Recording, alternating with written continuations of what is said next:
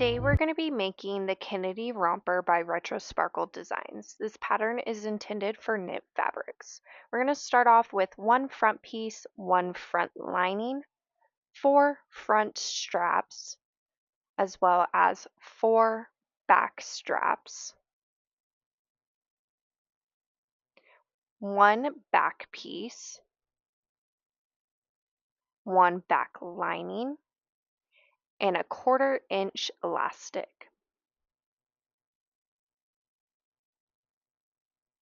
I will also be using clips,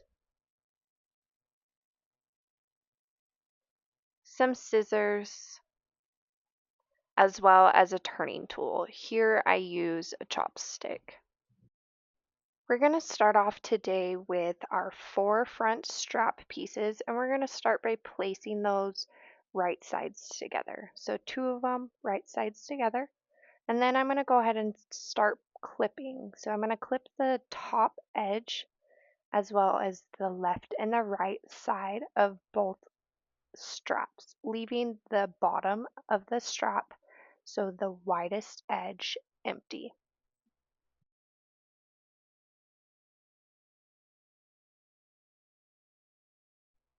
Once we have both of those straps clipped together, we're going to sew along one side, the top side, and then the next side on both of those pieces.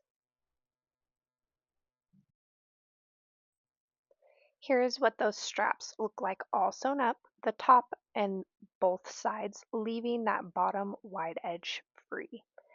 Now we're going to go ahead and take that top side. I'm going to use my turning tool and I'm going to turn it right sides out.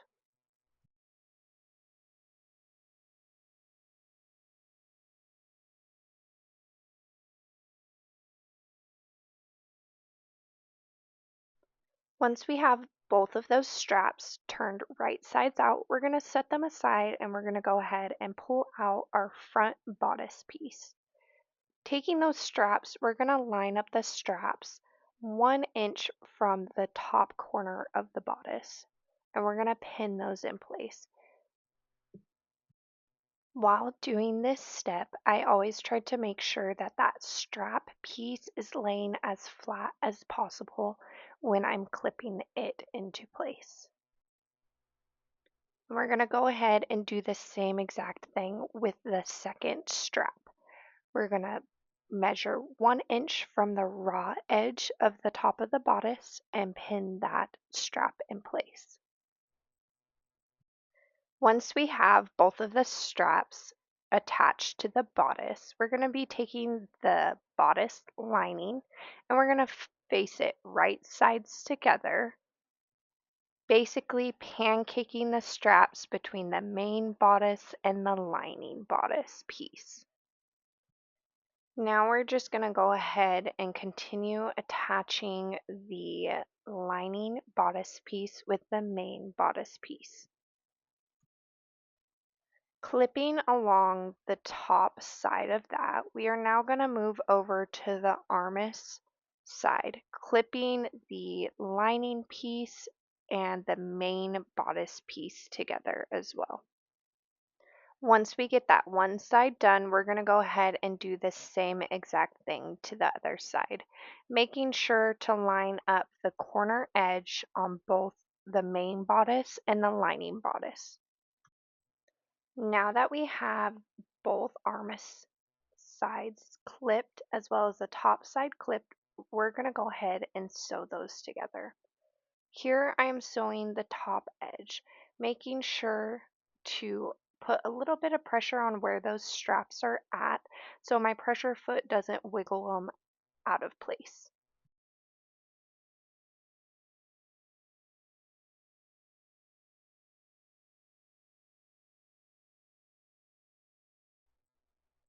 Once I get to the corner edge of that top seam, I'm going to chain off and then cut those threads, leaving a little bit of that thread attached to the garment still.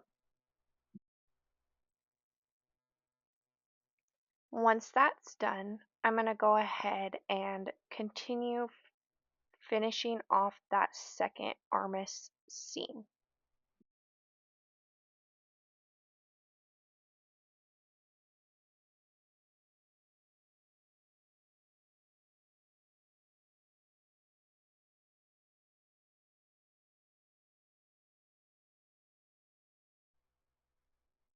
Once we have completed that step, we now have our main bodice piece and our lining bodice piece attached on all three edges. Setting that piece aside, we're now going to jump over to our back strap pieces, and we're going to do the same thing.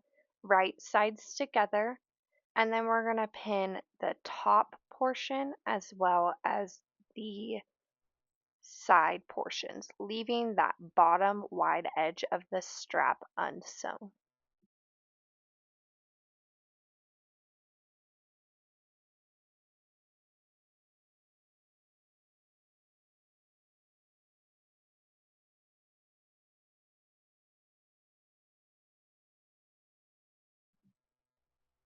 Once we have both of those straps clipped on the side, top, and opposite side, we're going to go ahead and sew those together. Again, making sure to leave that wide bottom edge free. Once we have those sewn together, we're going to do the same exact thing as the front straps. We're going to take our turning tool and turn those straps right sides out.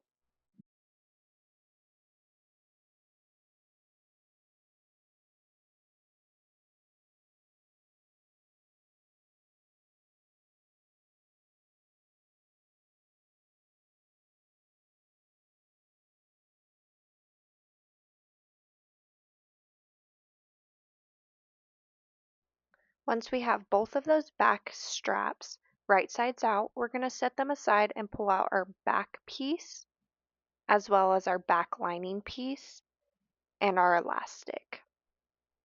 Setting the lining piece and the elastic aside, we're going to grab those straps we just set aside and we're going to attach those to the back piece. Similar to the front piece, we're going to start by measuring those straps about 2 inches away from the side seam and clipping those on. Once the straps are clipped on, we're going to take that back lining piece and attach that as well.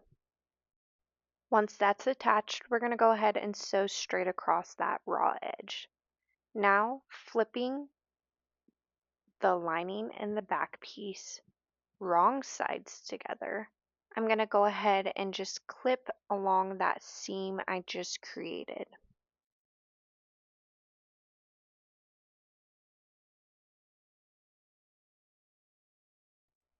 As I'm doing that, I'm just going to pull my straps up so that they're laying flat, and then I'm able to clip along that seam easier, making sure that the fabrics are laying flat as possible together.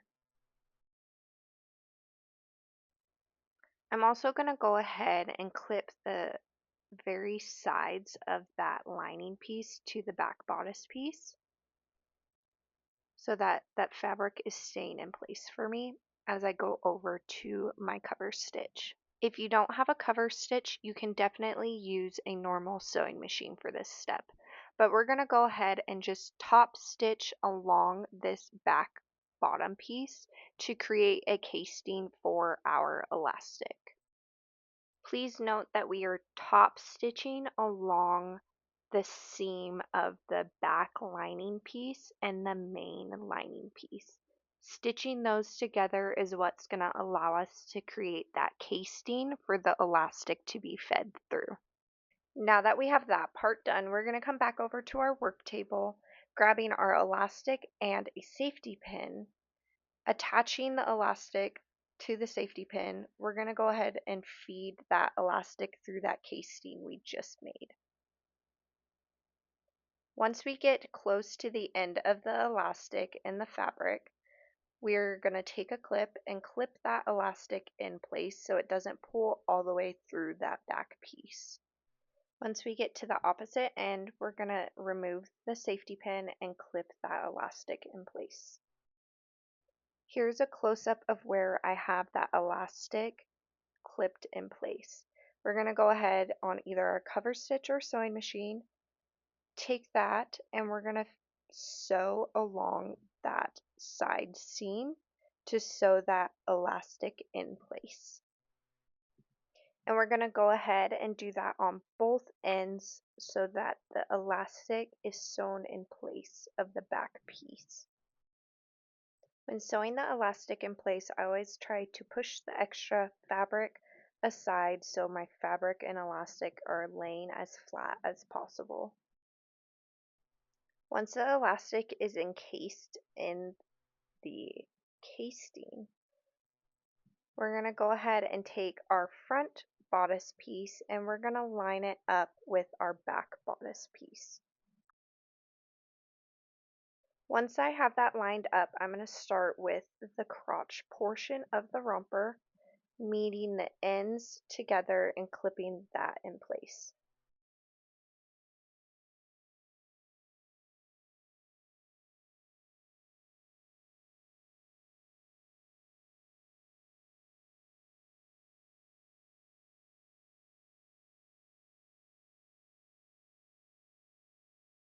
Once I have the crotch portion clipped together, I'm going to go ahead and do the side seams of the bodice, clipping those together as well.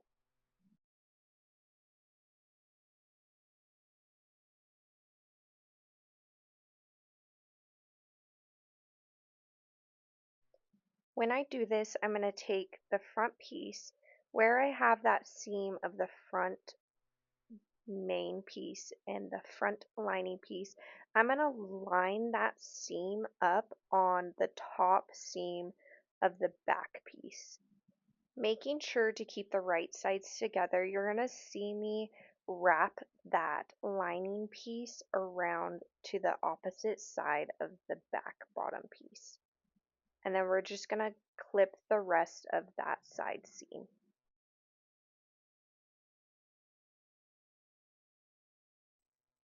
Once we have the crotch piece and both side seams clipped together, we're going to sew along those raw edges.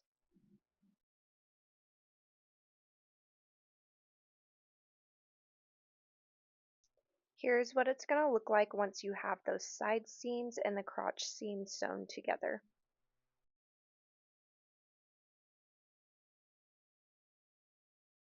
Now, leaving the garment right sides together, we're going to take those leg holes and we're going to fold them over 1/2 inch and clip into place. I personally like starting in the crotch portion where the seam is, and then I move to the outside seam, clip that in place, and then I'll clip the rest of it in place as well. We are doing this to create a hem on the bottom of the romper. This will leave us with no raw edges on the leg holes.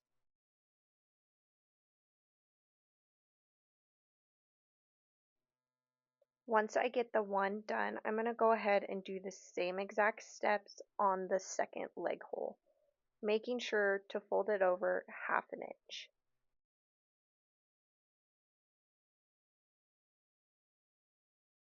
Once both leg holes are clipped in place, we're going to go ahead and top stitch that. I went in again and hemmed these leg holes with my cover stitch, but you can use your normal sewing machine as well for this step. We're going to go ahead now and turn our romper right sides out, making sure that our lining piece is staying on the inside of the romper.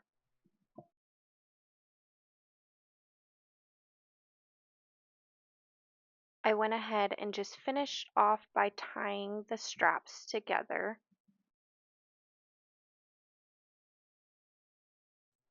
Now you have the completed Kennedy romper. Here is what the front of the romper is going to look like, and then when you flip it over, you'll see the finished look of the back. Don't forget to like and subscribe, and also make sure you're following us on Instagram and Facebook. We would love for you to join our VIP group and share all of your beautiful creations with the rest of us. Thank you for sewing along with me.